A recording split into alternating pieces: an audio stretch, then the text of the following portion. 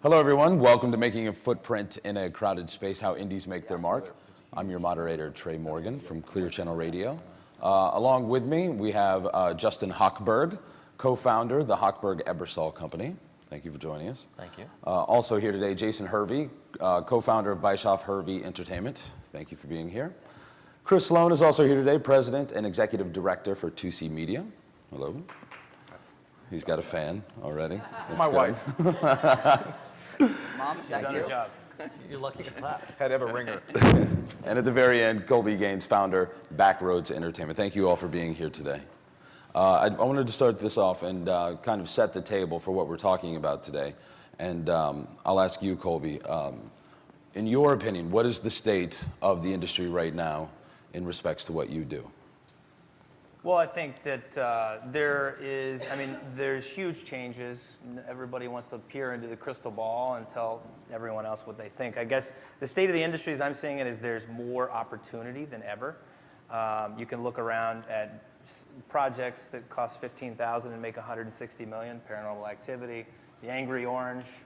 You know, there's so much opportunity for smaller first-timers to really get out there and make their mark. Of course, it's a very saturated marketplace, so making that mark is becoming exponentially more difficult. But the top line is that there's just a lot more opportunity, I think, than there used to be. Okay. Chris, do you agree with how cheery that sounds? How cheery it sounds? It sounds very, very optimistic. Do you agree wholeheartedly with that? You know, I do, to the sense that there is obviously a lot of opportunity. By the same token, our industry is being savaged by, really, really challenging business models that do trickle down to us independents, as far as the types of deals that can be made, consolidation, industry consolidations made it challenging. Sometimes there's people that are, it's become risk averse. But at the same time, while the business models are under challenge, a lot of challenges, what's interesting is you have all sorts of new buyers in the market like Hulu and Netflix for our kind of content you never would have even had before. So that gate is opening, and that to me is really, really exciting because I believe that in a few years it's possible that some of our existing cable channel network buyers may not exist. There'll be new networks and new buyers that we can't even conceive of now. Now, is that something that you've started strategizing for the potential that these cable buyers won't be there, or is that something just in the back of your mind that maybe one day you'll have to address, but right now you're not really working on a strategy for that? Well, I think overall our strategy is always to find, breakthrough ideas that have as a number of as many opportunities in the marketplace as possible, as many buyers as possible. But you're starting to pay attention to a lot more niche players that really seem to have resources than you would have before. And so I think that's really, really, I think that's interesting, particularly with what Hulu's done. Hulu going into original content and the types of product they're looking at. I think that's definitely something we're looking at as a buyer. Now, is it easier now with more outlets than it was 5 years ago, Jason? 10 years ago? I'm losing my voice, so forgive me, everybody. But is it easier? And actually, what I would say is I'd look at it a little bit differently than my colleagues. Is that it also creates a challenge because you only have so much bandwidth, resource, and focus. And then as you deploy those kind of strategic investments of your company, be it in development staff, be it in creating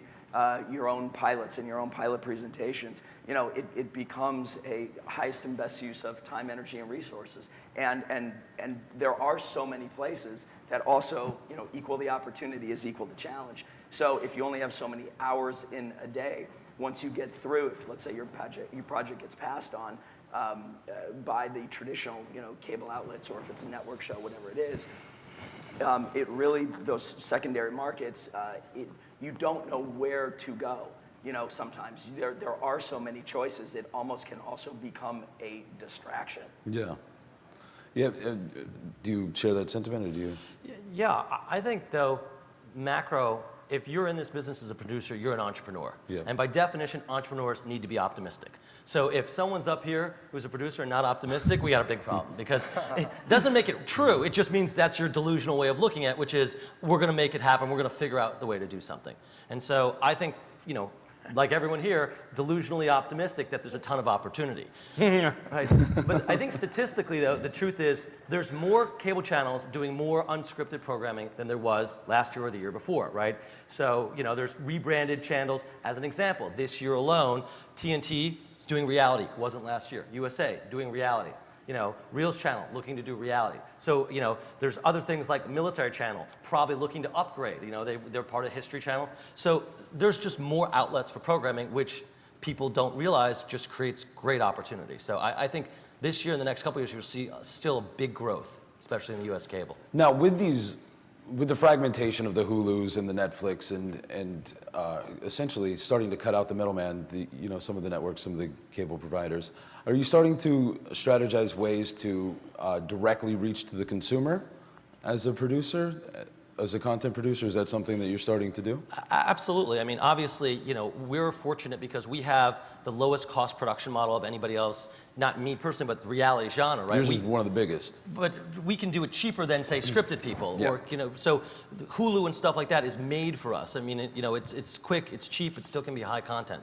The other thing that people are doing, and we do a lot of this, is we work with brands. So, you know, we operate a branded entertainment part of our business, and we look to work directly with the people creating that content.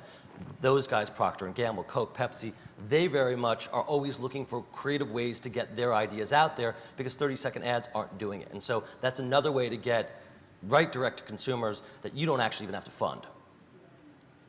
So when you're placing a product in a show, how do you find a way in which to make it really relevant without it being obtuse and obnoxious to where it actually turns off the consumer, though?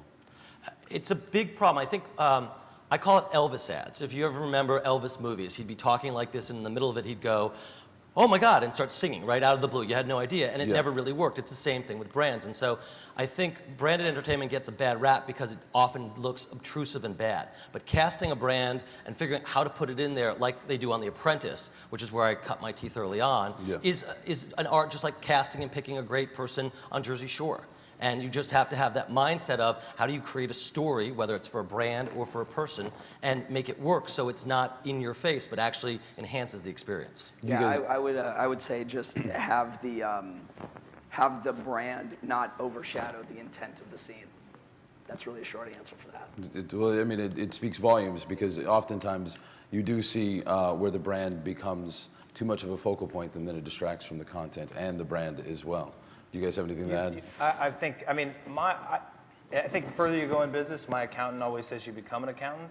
I think I've grown in business and I've moved a little bit away from where I started. I truly started at a local CBS affiliate and worked my way up the sort of reality charts, doing production and learning storytelling as an art and as a craft and really caring about that. At the end of the day, if you're dealing with brands, I mean, some brands are going to let you bury their brand to some degree and let you tell a story that's much more engaging and less advertorial, but then, you know, you're going to have the brands that are going to want it front and center.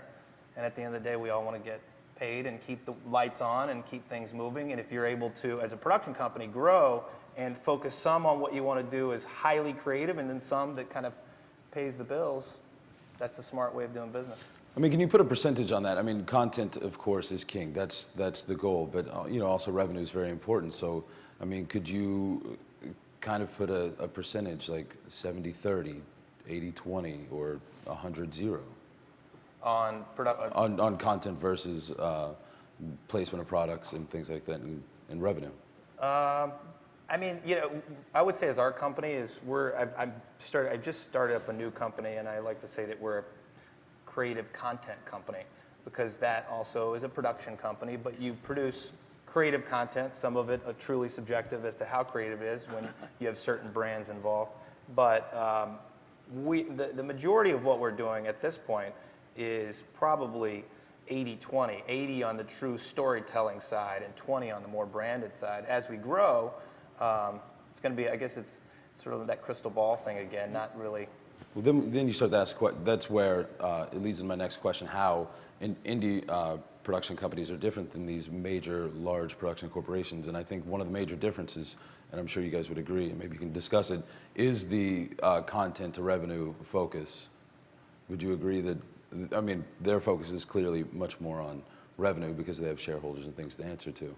Yeah, I mean, not having, being independently held, Yeah. and not having to protect certain margins or certain legacy issues, or, often in these larger companies that, I mean, I've been a part of in my past, your deals would somehow be predicated on deals of sister companies, and if you're breaking precedent, and there were things that could not come together. And when you're, independent and, still have a very swift kind of lift type of maneuverability, I mean, I think that really, really plays to your favor. You're not about necessarily somebody else's bigger agenda 3,000 miles away, and that allows us. I mean, obviously the cost. There's difference in level and cost and scale, and I think, if you just look at business. I mean, a lot of these gigantic, massive beasts, whether it's Eastman Kodak 100 years ago, or whether it's Yahoo facing the problems now, can be circled by smaller brands like Facebook, that 4 years ago came out of the ether. And so everybody starts small.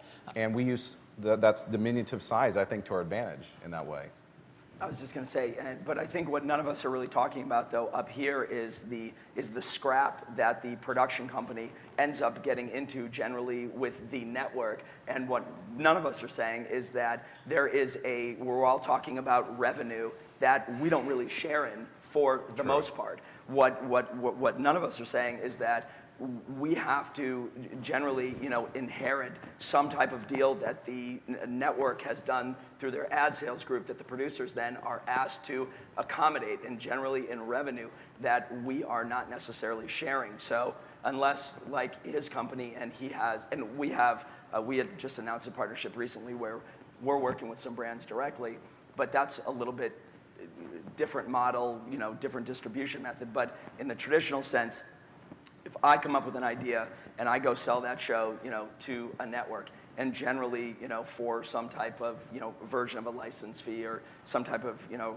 rights, whatever it is, we're not generally sharing in those revenues, because that's how the network has to monetize then that investment that they've made into making that show, of how they make their money back. So myself, my company, we have other ways and things within our company as we scale our capabilities to then make margin as we build out our production capabilities that now are actually greater than the fees that we make on the show. So that's how we've grown our business, really, because it is such a fight between our business affairs and the network's business affairs to try and get any piece of that.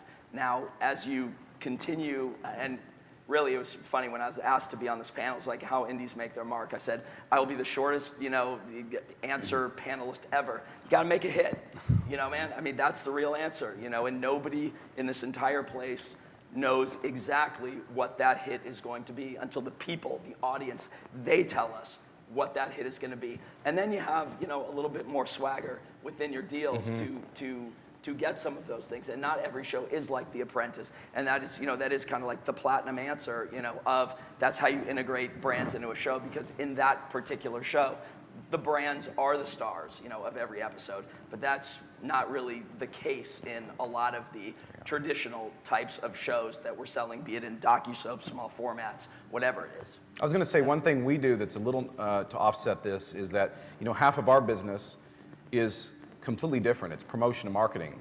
We find ourselves producing promos and branding and show packaging for series that are competing maybe against our original content, and we approach that with absolutely the same aggression and passion that we do our original series, because especially for a smaller company in original series like ours, we have 3 series at this point.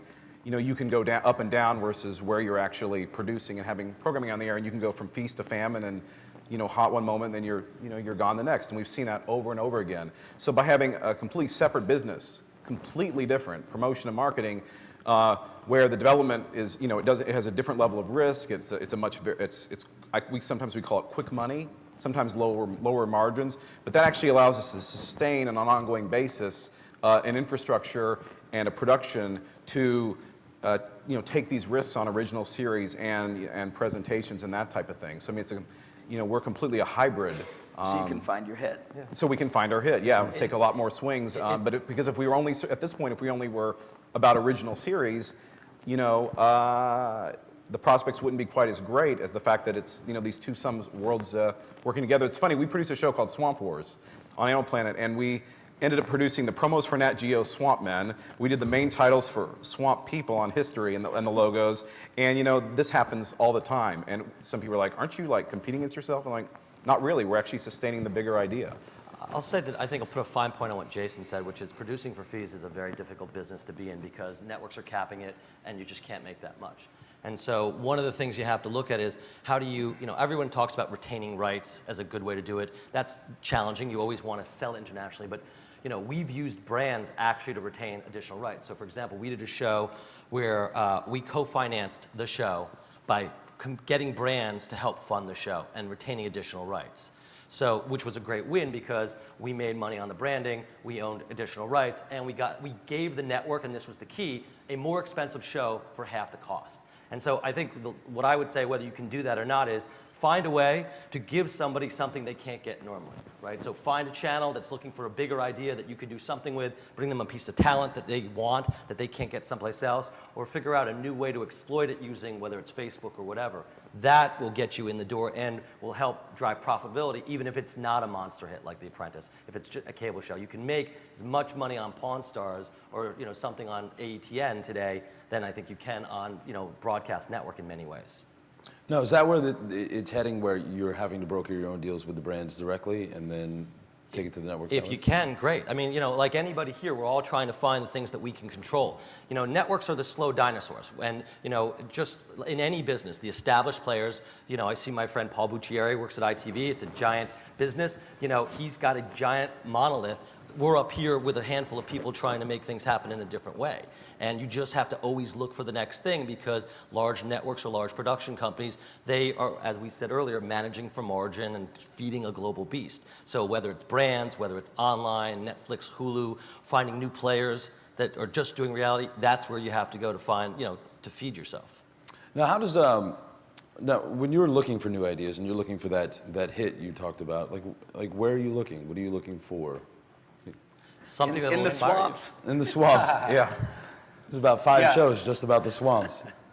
Well, it's redneck America out there that's dominated the TV, and I think perhaps I co-created the show Pawn Stars. We basically changed history, and I think changed the entire airwaves with that show. Not that those guys are truly redneck, but listen, we've opened it up, and that's.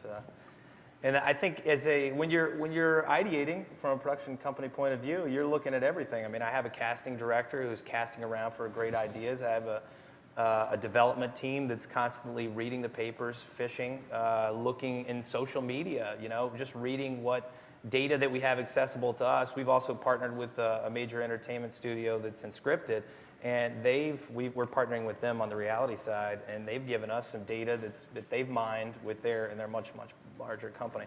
And you can kind of feed off of that and come up with ideas. So it's research and what's in the marketplace. You turn on the TV, see what's there, research online.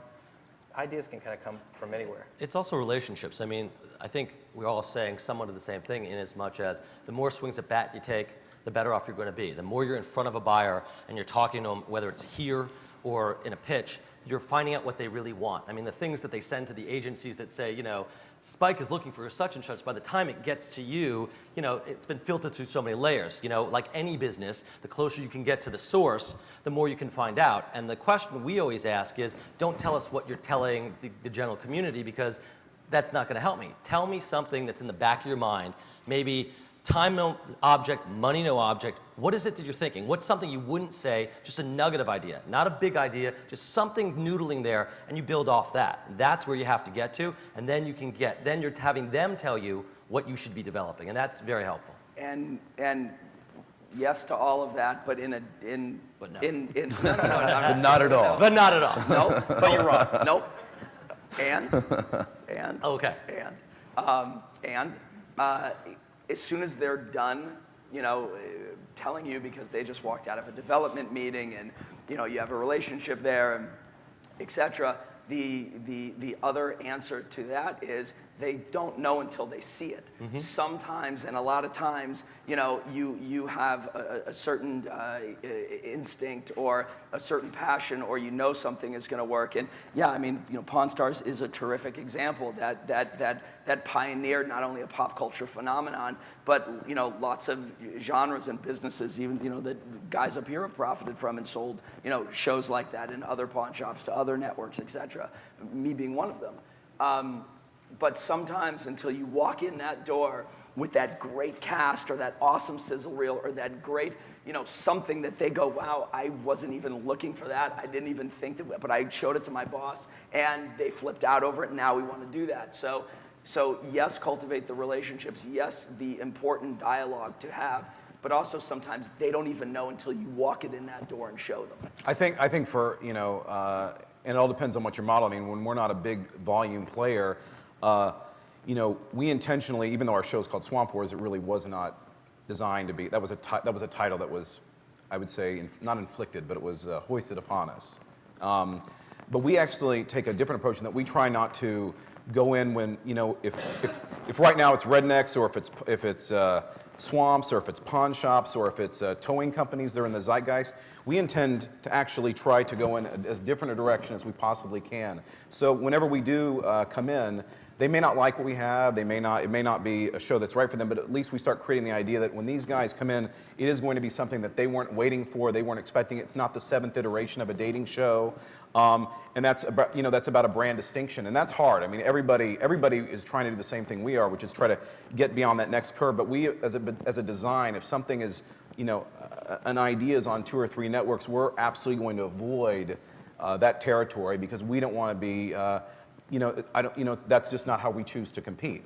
We choose to compete by going off in a very, very different area, you know, hoping that, you know, we're a first mover. You know, and that's, I think, a dream we all have. I think everybody wants to be what you were, you know, with you know, Pawn Stars, and I think that's, you know, it's a different way of approaching it. I was reading the NATPE Daily magazine this morning, and there was one article they had interviewed Jonathan from Buena Murray, and he had said, you know, he develops everything for a specific buyer, and as an indie, you cannot do that. It's the exact opposite. I mean, even for the shows that we create a sizzle for, I mean, if my internal development team says this will really work for that one network, I say, and what other 5 networks? What other 6 or 7 networks can you tell me that are going to buy that? Because as an indie, you know, you're just kind of starting out, or as I like to say for us, we're a startup, we're not a start over. You have to really think about how many buyers are there, because it's not about what you can make, it's about what you can sell. So what were some of the, just out of curiosity, what were some of the other networks you were thinking about with Pawn Stars? Because it seems like a perfect fit for history. So I'm curious, what are the other ones you were thinking? The first network that I can truly remember pitching that it seemed like the right home was True TV, and Okay. They said the characters weren't big enough. Really? Which was interesting. What do they say now? Yeah, exactly. They say thank you for that other show. They say thank you for Hardcore Yeah, Pawn. thank you for. Whatever that is. But that was Hey, the, I'm that was doing the a one pawn we show just- at True TV. I love those guys. But we pitched a history, and the rest was history. The rest was history. Yeah. Now, you'd mentioned relationships, and I know that must be a major challenge as far as an independent producer to get those relationships, because in every business it's a boys club. It's you call your friends when you're looking for something or someone, and like, how do you cultivate a relationship that gets you the call first? That is probably the biggest challenge as a new entrant is, you know, the business has been vibrant for 10 years, so nobody wants to lose their job, so they pick working with people that have already been working with, like it's a circular reference. So, you know, the same 10 producers are producing, you know, 80% of the stuff out there. You know, once in a while you break through with a giant hit, everyone on the panel has something that they can point to.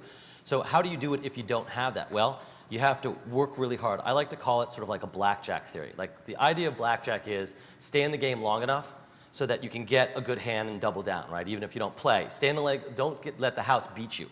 So it's the same thing here. You have to keep working it until you find an opening, whether it's because you walk in with a piece of unique talent, or you have a great show, or you have a friend who now you used to produce with is now a development executive. You just have to keep applying it and waiting for that small opening, and then when you see it, double down, get it done, and knock it out of the park with a great show. So what is I mean, other than cultivating the relationships, because that has to be one of the most important parts, other than content creation, what is the most important thing for an indie producer? Let's say that I'm deciding to throw my hat into the ring. What is the most important thing that I need to do today? I think you need to find a great piece of content that you can sell, and that means, doing your homework. Just like Colby said about reading, finding an asset, something that's special. I mean, I think the things that sell are either things that are unique to you. Like if you can buy it from anybody, why do you need to buy it from me? Because there's always going to be somebody who's got, a bigger credit, no matter who you are, right? So find something that is why they need it from you. Whether it's a special thing that you found, you have the rights to some competition, or you know somebody who does something fantastic. That's what you need to find. It's something that's uniquely yours where you can walk in and shop that. That'll get people's attention. I think there's an evolutionary process of being a producer in today's market. When you're a producer, it's not a good enough thing to walk in with a great piece of talent. You have to really think about what else is there around the talent. I mean, is that talent a brand unto themselves? Do they have are they in the top 20 of YouTube, followers, or do they have a lot of likes? Do they have, you have to really think. I'm being, as a producer, asked to think about things that never before asked of a producer. What's the social media strategy? What are the things around that brand? It's not enough to walk in and make a splash. You have to bring the party too. You have to and bring I think them the that's business. important. It's a whole business you're walking in. It's a business You strategy. Everybody who watches, these things like Bravo, they see how these are businesses unto themselves. So they want you to think about what is going to make them look good, which is not just the show. Yeah. And what's interesting though about that, and just having colleagues, and we all idea share, and people talk about, hey, take a look at this, take a look at that, and yes, at times you are asked to kind of come in there with the entire strategy, but what you can't ever get away from, and there has to be the steak to the sizzle, because I've watched people go in and literally pitch, yes, and here's your social media, and it can be, this, and it can be that, and blah, blah, blah, blah, blah. And the executive with a glossed over look in their face goes, but what's the show? So I think that you also can get so caught up in selling the ancillaries that you don't drive the primary. And the primary is, what's the show? Why do people care? What is this world? What is this process, and who's leading us through it? And why am I gonna tune in? And that's gotta be a great show. I think Jason's 100% right. You think of it like as concentric circles, right? At the bullseye is a great piece of TV.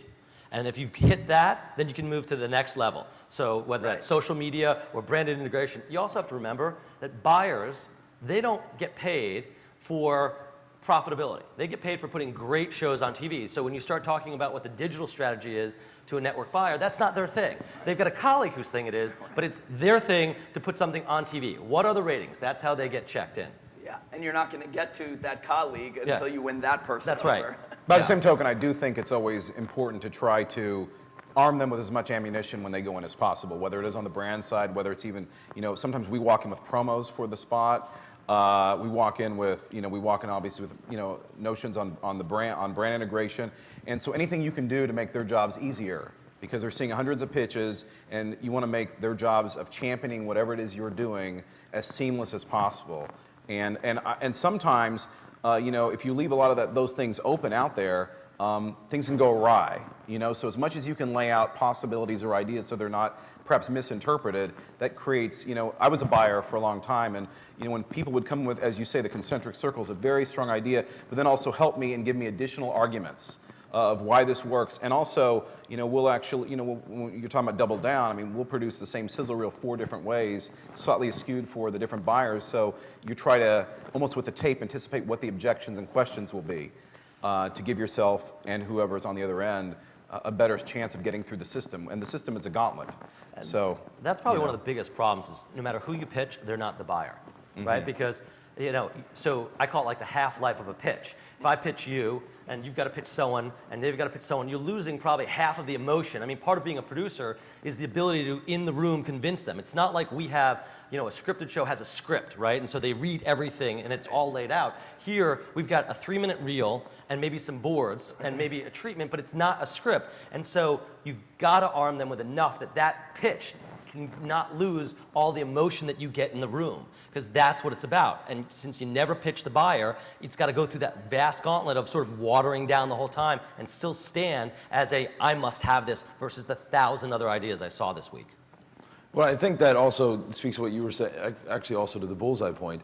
Like, if you are the half-life to the pitch, I mean, you really do need those Facebook stats, because those things are hard numbers, and if you have somebody pitching your pitch and pitching your pitch, then they start to lose the emotion and the intensity. So, I mean, you have to walk in with, in theory, a list of things to support the show, but while at the same time keeping the show in mind without losing the fact that it's a show. And do you know what trumps that list of 100 other things? So. Is having another competitive network want the same show. So that leapfrogs right to the top of the list. That's right. my friend. Right up there. Well, that's it, because people don't want to take risks, right? I mean, you know, you look at in the feature business, everybody's making movies based on former intellectual property, whether it's a superhero movie or a girl with a dragon tattoo, a multinational bestseller. So it's the same thing in the unscripted world, right? Like, why take a risk? Oh, so buy a format from Europe and put it on the air and call it, you know, take Pop Idol, call it American Idol. Take, you know, the Voice and make it The Voice. So anything that you can do to help them not feel like it's a total risk is useful.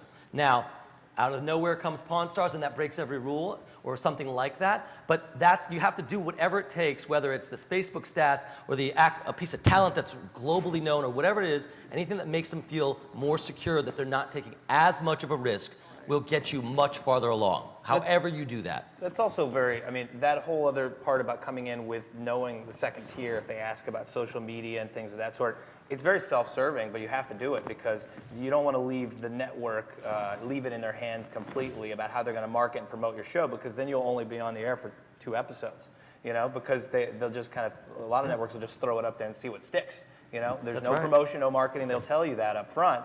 And so unless you have another buyer and you're playing this sort of bidding war, you're in this situation where you better have talked to the 20 people at that network table and given them you want some extra shoulder content that you can put out there in mobile? I'll give it to you. Just, you have to take that extra step. Otherwise, you know, being noticed and having a hit, or even, you know, a very basic good network run, which might be 2 seasons, it ain't gonna happen. Every time we work with a brand, we did a show last year and we worked with brands, and we got the brands to contribute co-marketing dollars as well as cash the show. And whenever we sell a show, we work with the advertising arm of that network, which, you know, is somewhat of an awkward situation because they're very protective. But we've worked this out with a number of networks, and they love it because we're bringing additional dollars. Because you're right, they're not going to promote it. They got 50 things they're going to look for. I got one thing I care about. And so we try and bring advertising promotion, you know, whether it's digital or print or in-store stuff, and it's vastly helpful and makes the network really happy. No, we all know that social media has changed every business on earth over the past 5 years. In particular, how has it really changed television and production? How has it changed what you're doing? How has it made you have to think differently over the past few years? Before I got into TV, I actually worked for Microsoft. So, you know, years ago, and so I was, you know, MSN back, you know, 10, 12, 15 years ago. So I've watched this transpire over, you know, a long period of time. And what I would say is this, is that the whole, when we were kids, there were 3 networks, right? And you could get a 50 share.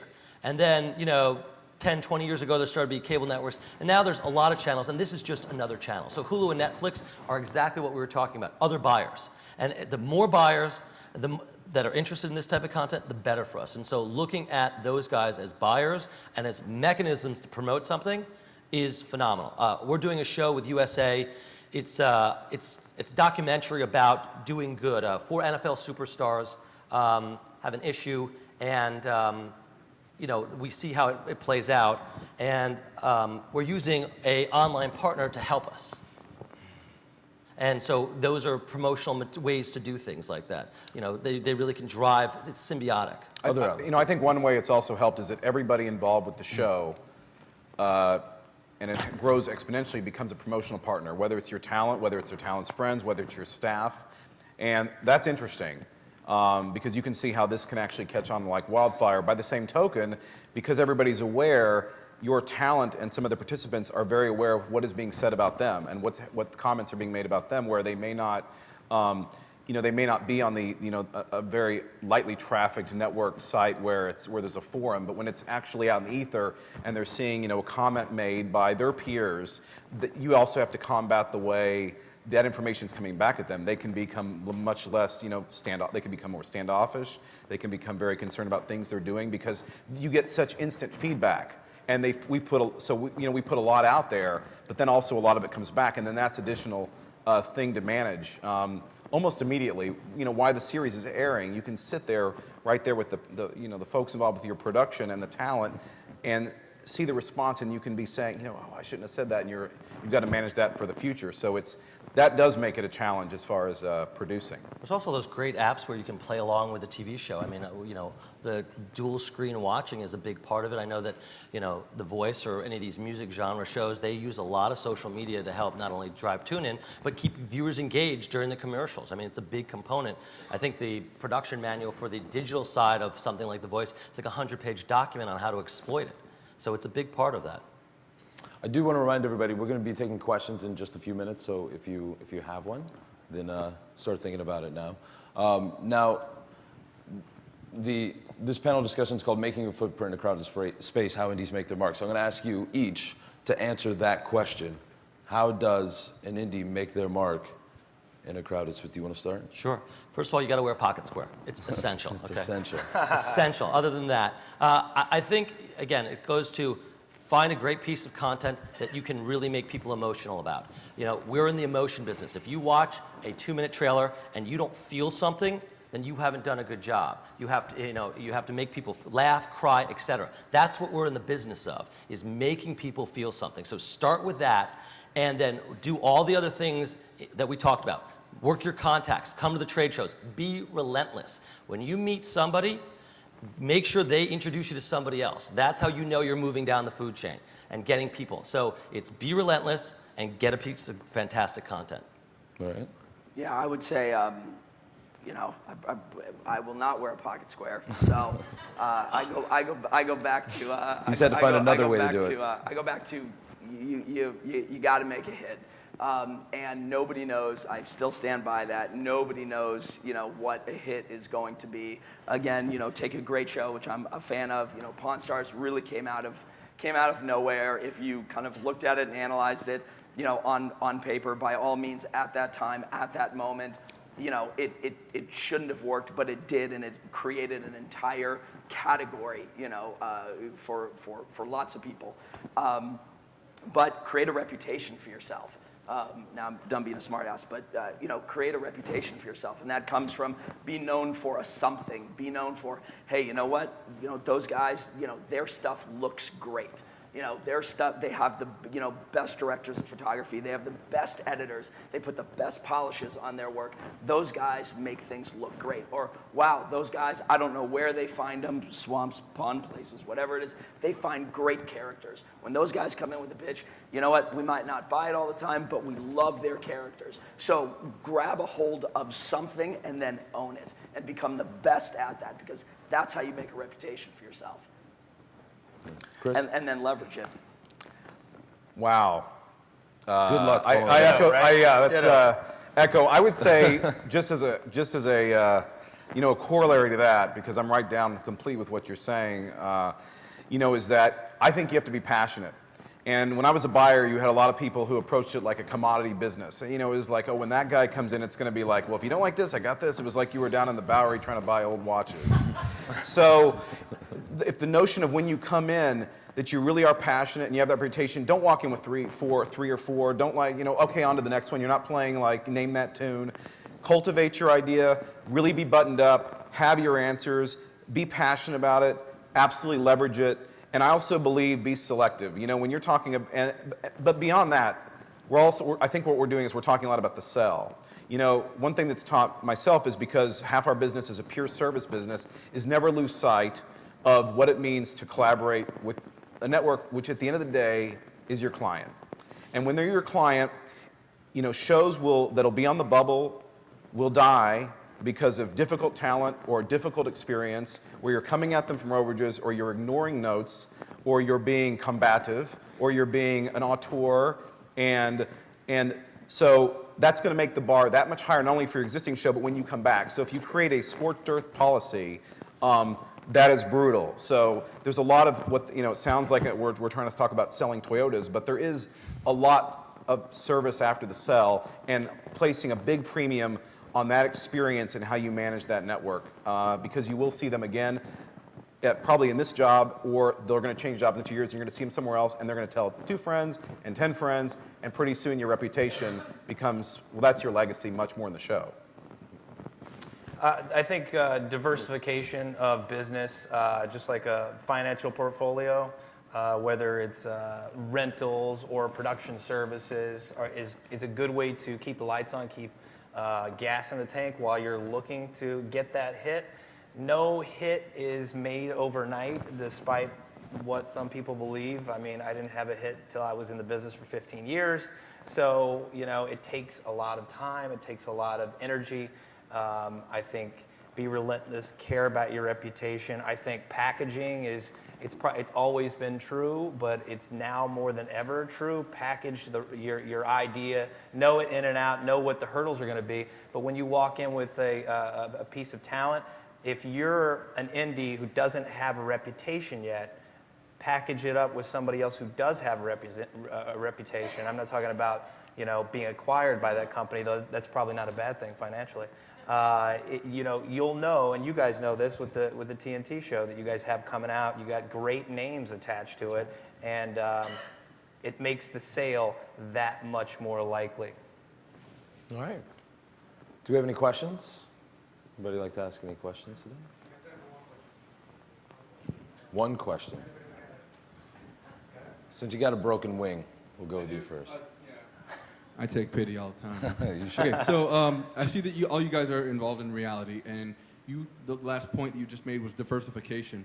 Do you guys, in your development teams, do you guys vet potential scripted stories, and how often do you find something that you think that, okay, we can put money behind that? Yeah, I'll answer that one real quick. And this goes back to finding a great piece of talent. But our company has diversified. We have taken that step. For me, who comes actually from scripted comedy, but then to kind of do a lot of what I've done in reality. We are, and it was already announced. We started filming in February a new show for Nick at Night. It is their first original scripted sitcom that we're doing with Scott Baio, which is great. So we're bringing him back to primetime sitcom comedy. So yes, we have diversified, and we're proud to be partners with Nick at Night on that project. Can I be clear about the diversification thing too? I think if this goes back to having a reputation, if you're good at unscripted, be really great at unscripted. Don't start thinking about, well, I can do the scripted show too, and then I can do all these other things. I mean, you have a core business. It's like my brother-in-law, when I was asking him about buying a building, he's like, you're not a landlord. Don't buy the building. Do what you do best and stick with that. Diversification is the sort of the other stuff within that nonfiction space. But if you come from scripted, it's a totally different thing. But if you are a great reality producer, stick with that, grow your business, have 8 to 10 shows that you can claim on the air at once, and then start thinking on the fringes of what you don't necessarily know. One way to get into the diversification is, approach like on the TNT show you just referenced, we're doing, it's called The Great Escape. It's, an original idea we created. We brought together Ron Howard, who you don't usually see associated with unscripted, and then Burt Van Munster from The Amazing Race. And so if you think about that in the scripted, if you're a non-writer in a scripted world, that's even worse than in reality. So the way to get in, because, you're producing, which is important, but it's difficult. So the way to think about it there, if you're not a writer, is who can you put together, bring people together? Like that's your job as a producer, is to bring people together. We're working on a scripted show where we got a feature writer who's never done TV, who wants to get into TV. So we found sort of what I would call an arbitrage, where it's like, hey, we can bring you into here, we already have this relationship with the network, and you put it together. And I think that's where you can come as a producer if that's what you're interested in. And that's selling something special. Yes. All right. Thank you guys very much for joining us today. Thank you. Gentlemen.